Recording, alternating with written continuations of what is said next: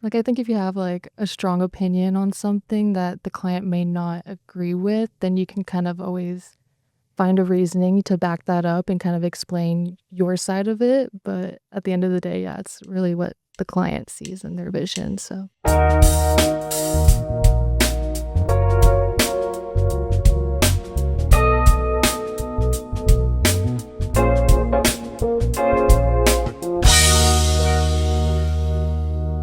Welcome, everyone, to this special edition of Q4D. Today, we are joined by student designers from Creative Aid who helped develop visual assets, branding material, and promotional graphics for the Q4D podcast. This conversation is about creativity, collaboration, communication, and what it's like building design work for real-world clients and platforms. We'll talk about the process of teamwork, branding, storytelling, and entering the design industry as emerging professionals. Thank you for being here. Before we jump into the project itself, I'd like to start with a little bit of an introduction. Who are you, and what is your design focus right now? Hi, my name is Rachel, and I'm a current graduate of Cal State Fullerton, and my current design focus is entertainment design. Great. Over here? I'm Benson. I'm also a recent graduate from Cal State Fullerton. I'm don't really have a focus right now, just like graphic design. Graphic Yeah. design. All right. Yeah. Well, excellent. And hi everyone, I'm Trinity, and right now I'm currently focusing on marketing and advertisement design. great. What type of creative work are you most passionate about? We'll start with Trinity. For me, I would say just being able to create advertisements like posters, billboards, any signage that you might see for a brand or company. Okay. How about yourself? I would say I enjoy posters the most and stuff like packaging And as well. why is that? What kind of excites you about that kind of work? It's like seeing like assets like go together, like just looks nice, and also like how that like how the public sees it as well. Oh, gotcha. And Rachel? Yeah, so I want to get into entertainment design, work on like posters, props, things like that, physical media mostly. Great. Um, what do you see as the difference between designing for physical media versus digital? The main difference I see is that with digital, once you are finished, you're pretty much finished. But with physical design, you have to mock it up, you have to see how it looks, and then it's more steps to the process after your design is done. Great. Awesome. So we're going to hop into a little bit about your guys' role on the Q4D branding project. When you first learned about the podcast, what stood out to you most? Start over here with Benton. Well, I'm not really a podcast person, so I thought like QVD, like the idea was pretty interesting. As a emerging graphic designer, I thought like it'd be pretty like illuminating, helpful, like help to like listen to like industry professionals and people who have been doing this like longer than I have. Right. So yeah. Great. What about you, Trinity? What stood out to you? I was really excited. I do listen to a few podcasts, especially like design podcasts. So when I heard about this, I wanted to jump in on this project, and it's nice to be able to like have my work be shown to other creatives and designers as well. Great. What were the individual roles within the Creative Aid team? Yeah, so for us, Benton and I were project leads, so we were mostly on the organization of everything. And Trinity and Natalie, who couldn't be here today, we were all basically collaborating. Great. Benton, what kind of assets and deliverables were you guys preparing? Yes, each of us made some social media templates. That was our first phase first phase was media templates. Then we create a brand style guide for you. So that's the two things that we've done as a group. Great. How did the responsibilities overlap, and how do you feel the collaboration worked as a team? Either of you? I feel like we collaborated a lot, like passing ideas back and forth. And for me and Benton, we kind of shared the lead work. The lead manager work. Yes. Yeah. So you probably saw emails from me and then emails from Benton and back and forth. Sure. Even though our fourth designer couldn't join us today, can you talk about their role and contribution to the group? Yeah. So Natalie, she was initially working with you first before we got on the project. Right. Yeah. She on the was helping, website. with your website. And so from then we took a lot of initiative from her because she had already started looking at the Q4D style. Yeah. Great. And Trinity, what responsibilities did you have? What did you work on for the project? Pretty much all the promotional assets, just like everyone else, the Instagram, LinkedIn, any layout design like that. Okay, so I have to ask, what's it like having another designer as a client? It's kind of fun to get like feedback from an actual designer rather than just some client who may not know, anything about design. Right? Yeah. What were the challenges? You can be honest. Okay. So I feel like the main challenge that we had was we're all busy outside of this. So Sure. I believe like Trinity and Natalie were still in school, and I Yeah. assume like you were working. Yeah. So I was working, and I would think it was very challenging to keep on top of this, and also in the back of my head, well, Max is also a designer. We want to make sure everything is very polished before we send it. Sure. Yeah. So yes, like everybody, like it's not like not their fault, but like everybody was kind of like me included. Like we're all a little bit like behind. We didn't finish things as fast as we could have. I feel. Okay. Do you feel like having a designer and an educator as a client, did it affect any of your decision making when it came to what you presented or how you presented it? So I know you said something about making sure things felt polished. Yeah, because I mean, for most of us, we are transitioning from the structure of school and being with a lot of educators to more doing everything with creative aid. So we're just focusing on sort of building something that, and it helps that you're an educator too, because we're building something with the idea that we will probably get very productive feedback. Right. So it was more like, okay, we might take a bit longer on something before we send it out again. Sure. Triple check it. Yeah. Yeah. Yeah. Make sure spell check was Yeah. going through. Yes. Yeah. Sometimes my own students, I'm still like at a final presentation. I'm like, did you not use spell check? Come on. Were there any assets or things that you developed that you felt like, I wish that had moved forward, or something that you're, I'm kind of being a little, maybe it's a hard question to answer, but knowing that, I had a vision for this and we all had to work within, is there something that, knowing this type of a project is still kind of a learning project, was there something that you're like, oh, I wish either I'd done this a little differently or it had gone further? Well, there were some at like some at first I felt like they're interesting concepts, but once like I actually created them, like, oh, why did I create this? It doesn't look good at all. Yeah.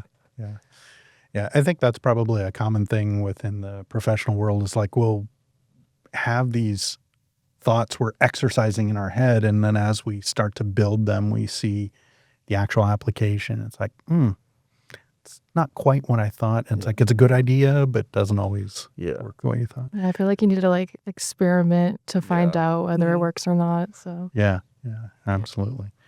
Benton, you recently graduated from Cal State Fullerton. As one of the project leads, Yes. how did you approach keeping creative vision aligned on the project? Well, I guess one of the ways is I think I'm like whenever we finish like a project, I'm the last one to like go through it. Okay. So I make sure everything is kind of like nothing like veers too much from like the core Q4D branding based off of like your early assets. Yeah.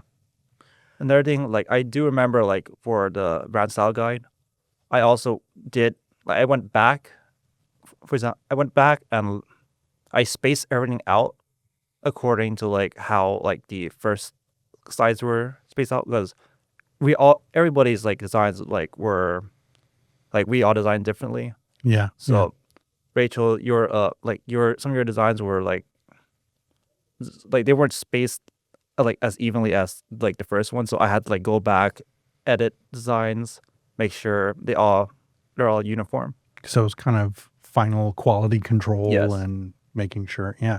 That can be a challenge, especially in larger teams. And when you get out there like fully professionally, you start working with, there becomes a master of the template that brings everybody's work together. And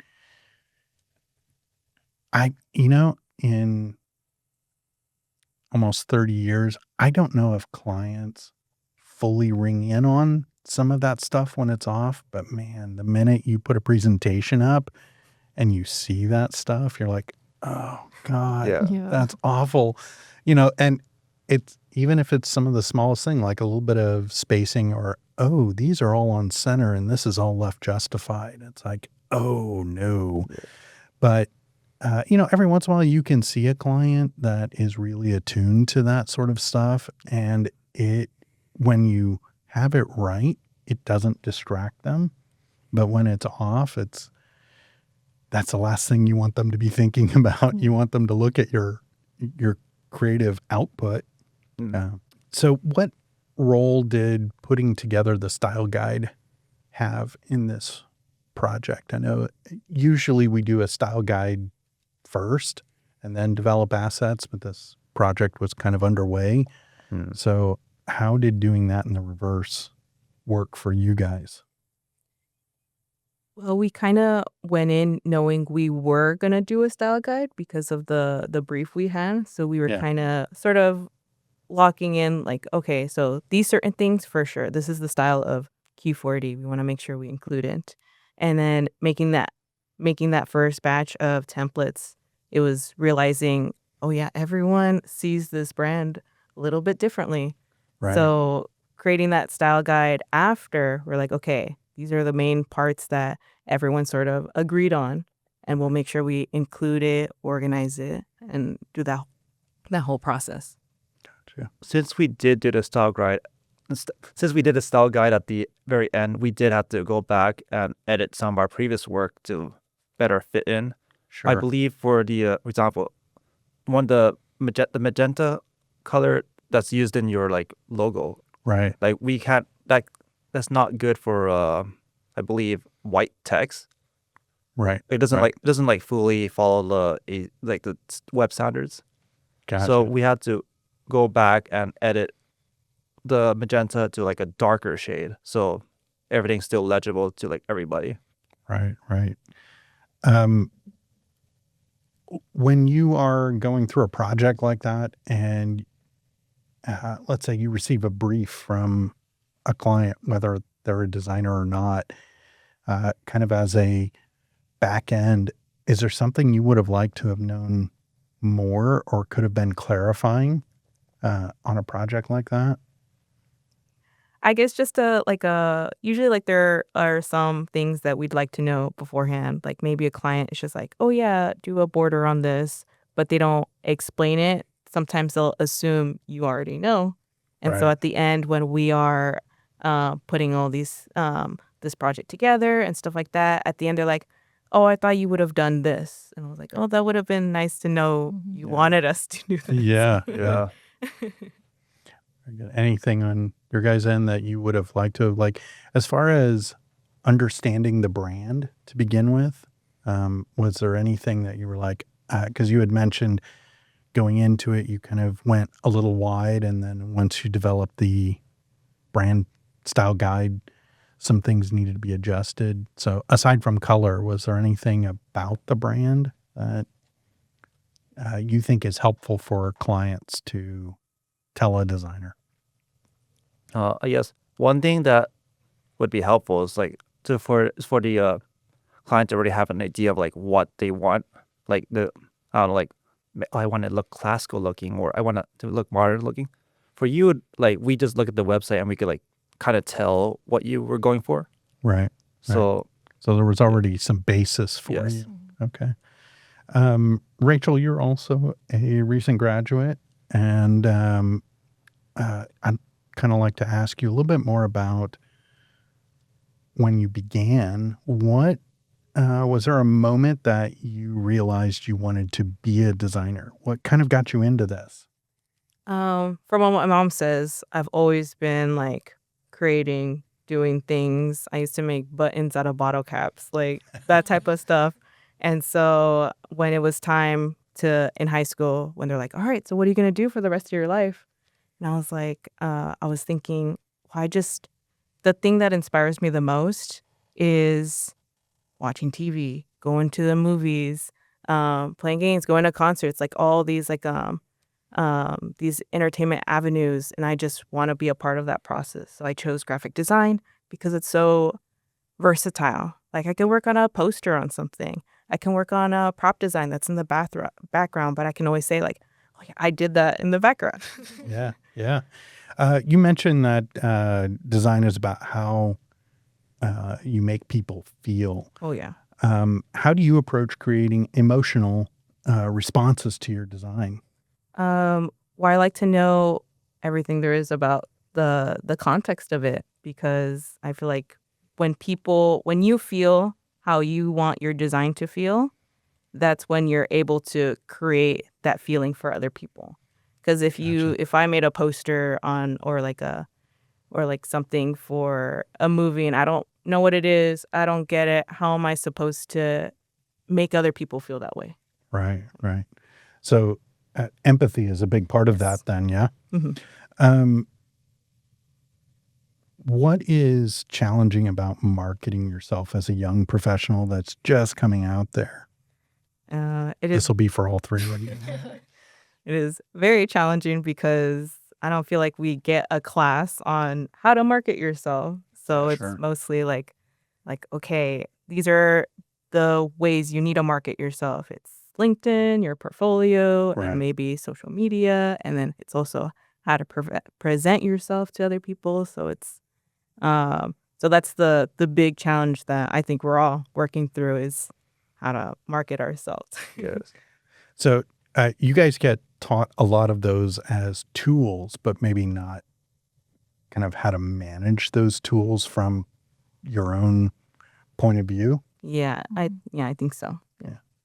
Anything as Trinity, you're about to graduate, and I think by the time this airs, you will have graduated. Yes. So, any thoughts or things you want to ask these two that have already graduated, or about going out there? I'm not too sure. I feel like I do have some questions about like how it is putting yourself out there, learning to build those connections. I think that's something that I've always struggled with. I'm not much of a talker. And so having to go out there and be like, hey, I'm a designer, Right. it's hard. So I guess that's something that I could always learn from. Mm. Mhm. How do you guys get out and network, or do you yet? Not quite yet. Not quite yet. I feel like in order to properly network yourself and like showcase yourself as a graphic designer, you need to have a good portfolio. So that's what I've been doing. I've been working on my past work Right. and like bring it up to like my standards, like current standards. Gotcha. Yeah, a lot of times I think that's one of the challenges working with, especially students that are graduating or about to graduate, is they have 4 years or sometimes more of work, but they've been evolving throughout that whole time. And usually only that last little bit really do they start to find what their standards are, to use your term, and where they've kind of creatively grown. And now you have a whole portfolio of stuff that may not meet what you were hoping for. What's that process like of filtering, or, versus fully updating stuff that's years old? How do you choose to filter a portfolio? I would say a good place to start is to know where you want to go. So, like for this 4 years in college, you make designs that maybe you're not as interested in, or maybe that's not the way you want to go. So it's just filtering out, or maybe you can repurpose what you did for that design and turn it into something you want to do. Gotcha. Gotcha. I mean, I'm Yeah. not. I think the way I see it is because like since like I mentioned the standards, right? So I look at it from those standards, and like I see if like, hey, this work, it's really bad. I need to restart it completely. Versus like this Right. one where, oh, I just need to like swap this image out for something better, or like move the text a A little bit. tweak. Yeah, tiny Yeah. tweak. Yeah. Yes. Great. Trinity, what makes branding feel authentic instead of performative to you? I feel like just understanding the brand, and what they're looking for and how they wanna portray themselves, and kind of gearing that with the audience and kinda making sure that the audience understands it as well. So, how does a brand's visual identity, the the logo marks and stuff like that, how does that strengthen the mission and how the customer sees it? Well, I feel like having a strong branding is important, like the Nike logo, and they're saying it's like, if it's so memorable, then the audience will understand it, and that's really important to have when you're kind of building a brand. Yeah. Right. What role does storytelling play in building an effective brand? I believe like storytelling. I believe that the place does play a role because like the storytelling or like the intent of the brand message, whatever you want to call it, it does affect how personally I feel when I like or how I think when I'm designing. Yeah. So like it affects like what colors I choose, what what style like text, font, Could you give stuff an like that. example of that? Mm, well, I guess I guess since it's Q4D, I'll use Q4D since it's more modern, I guess. So so my thinking was, let's stick with like sans serif. Hmm. Use brighter colors. Oh, you already use brighter colors, but like keep using them, Okay. and like let's give it like a sleek, geometric, modern looking look. Gotcha. Gotcha. Is there anything? I know you're into entertainment, and that's all story driven. So, how do you look at the stories that are maybe either on screen or part of the assets and try to incorporate that into brand messaging? I think with that, it's more doing as much research as possible to get where to put certain aspects or assets into some designs and incorporate everything, because you can watch something or see something or listen to something, and you might notice a detail, you'll put it in. Maybe that's not the context they wanted it in the design you want to do. So it's more doing the research on how to place certain designs. Gotcha. Gotcha. Thank you. So, creative work a lot of times is seen as like an individual output, but it heavily relies on teamwork, and especially in a project like this and in an agency like Creative Aid. What did you learn from working as part of a creative team? I learned a lot, especially from my team in Q4D. Being able to share designs and get feedback from each other is really important. And also having the whole creative team to kind of look over our designs and also give their feedback. Great, great. Benton, for those that aren't familiar, can you kind of give us an idea of what Creative Aid is and how that works, so we kind of get an idea of how this project worked into it? Yes. So Q4D, I'm not Q4D. So Creative Aid is run by your friend. Yep. Yeah. He was previously on this Absolutely. podcast, Yeah. Fernando Del Rosario. So Creative Aid is a nonprofit graphic design company that creates designs for those who may not be able to afford it usually. So the way it works is we have these meetings like every week where we could choose to join or not. Like it's opt in, opt out, and we could choose to join projects, whether we could join projects if we want to or not. So that's also opt in. There's no like there's no like it's not it's just opt in. Yeah. So it's kind of a volunteer Yeah, it's design volunteer. agency, if you Yes. will. So I assume many of us are doing it because it gives us more experience.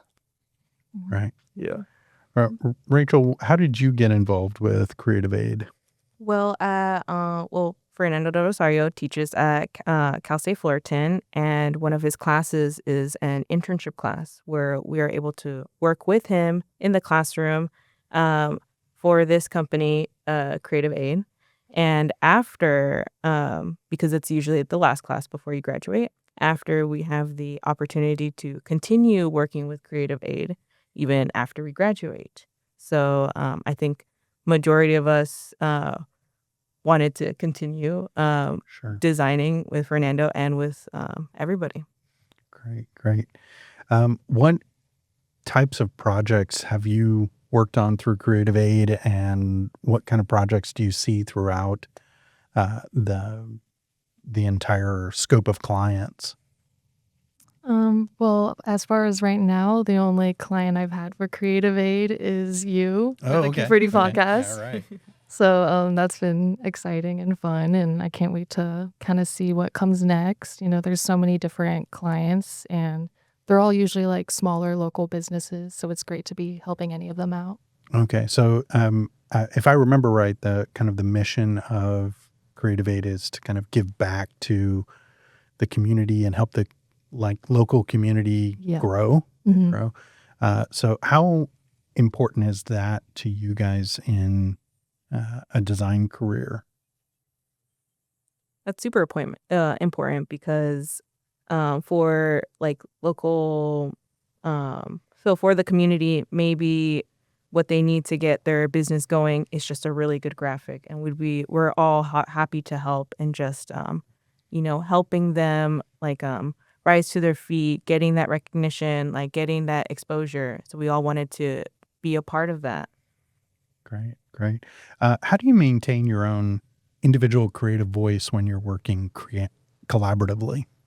Since we are working as a group, everything is going to kind of mesh together at some point. So while there may be some individual variations, for the most part, it's going to look uniform. Gotcha. Yeah. So 'Cause, having the mindset going into it is really the big part of it. Yeah. How do you balance kind of your creative instincts versus what may be a practical reality, or maybe something that's specifically serving a client's goal? In other words, the client doesn't agree with you. What do you see as kind of that balance? How do you deal with that?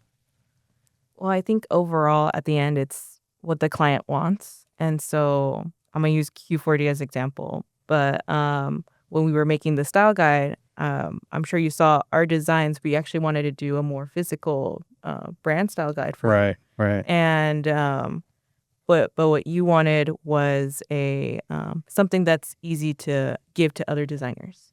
Yeah. And so really for us thinking about, okay, we have to do what the client wants in the end of the day. Yeah.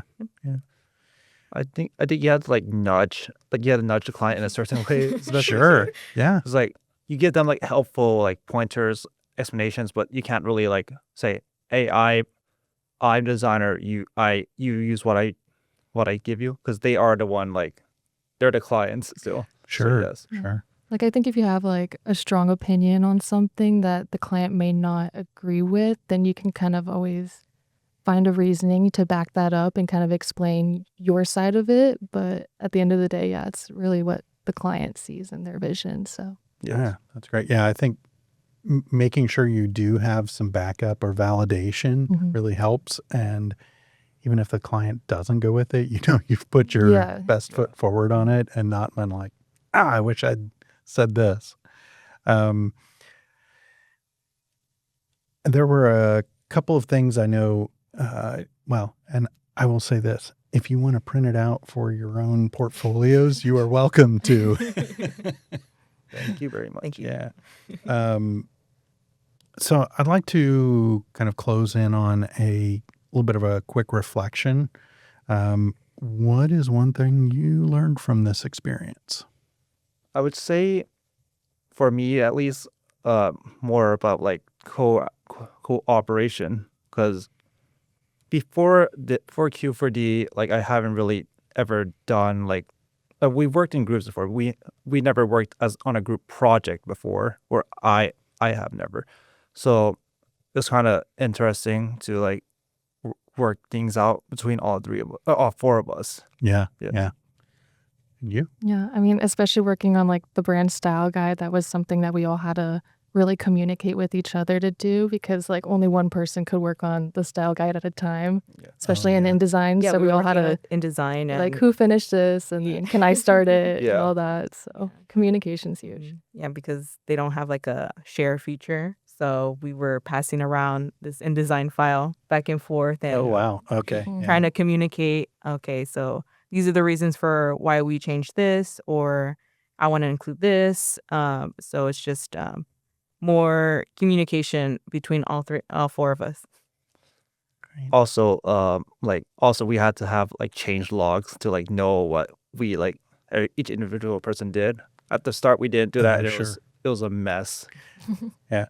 That's kind of a growing pains problem when you're starting to do group things. I know as our design studio grew, that was something where originally it was mostly one of us working on a project and somebody feeding in assets or something like that. And then as we grew, we had bigger teams on projects and we kind of almost had to make a captain of the file kind of thing.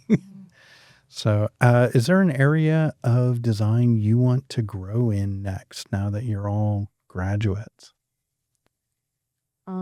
I think I would want to grow in bookmaking.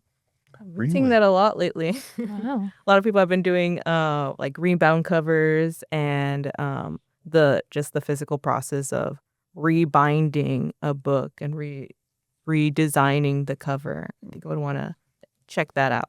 That's really interesting. There's kind of a balance of the creative art of interpretation and really getting to know about that story. Mm-hmm. That's great. What about you, Benton? Currently, I want to get better at illustration, and from there, I want to start painting, maybe sculpture, things more traditional artists does. Oh wow, getting into the physical Yeah. artifacts of art. But at the bare minimum, I want to get good at drawing. Cool, great. How about you, Trinity? For me, I just want to continue on with understanding like brandings for companies and stuff, Yeah. especially with like advertisements and definitely working on my typography skills. That's something that I can always be working on. Yeah, as somebody who's been doing it for 30 years, I would agree. Yeah. It's always something that needs a little updating, working. Is there a piece of advice you would give other future creative students? I'm gonna steal Fernando Del Rosario's piece of advice to me because I think it's really helped me is to not lose your momentum. Oh, that's great That's advice. because I find it really hard right after graduating to just keep on going, keep being consistent. So try not to lose your momentum when you're designing. Yeah. Awesome. I guess one thing I could say is don't be afraid of failure. Just like That's great try advice. try and do it and see what comes out. Great. Because That's great advice. yeah, because like I have an issue like perfectionism, so that kind of that kind of slows down my work a lot. Right. Yeah. Right. Yeah, I would just say just keep trying, you won't know what you're capable of unless you try to your fullest potential, so Great. Great. Well, thank you all again for contributing your creativity, your time, your perspective to both Q4D and this episode.